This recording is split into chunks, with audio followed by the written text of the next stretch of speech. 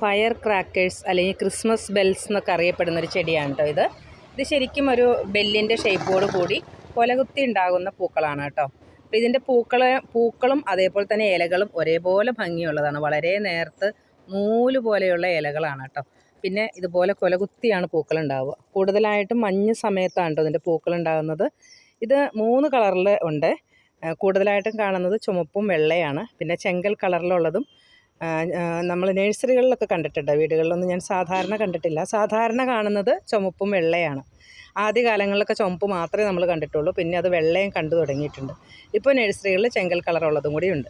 ഇത് നട്ടുപിടിപ്പിക്കാൻ വളരെ എളുപ്പമാണ് കേട്ടോ. ഇതിൻ്റെ കമ്പുകൾ ഇതേപോലെയുള്ള ഈ കൊലയായിട്ട് വരുന്ന ഈ പൂക്കൾ പോയി കഴിയുമ്പോൾ ഇതിൻ്റെ കമ്പുകൾ ഒടിച്ചു കുത്തിക്കഴിഞ്ഞാൽ നമുക്ക് പുതിയ തൈകൾ ഉണ്ടാക്കിയെടുക്കാം. മഞ്ഞ് സമയത്താണ് ഇതിന് കുറേ നിറച്ച് പൂക്കളുണ്ടാവുക. നല്ല ഭംഗിയോട് കൂടിയ ഇലകളും അതുപോലെ തന്നെ പൂക്കളും ഉള്ള ചെടിയാണ് കേട്ടോ.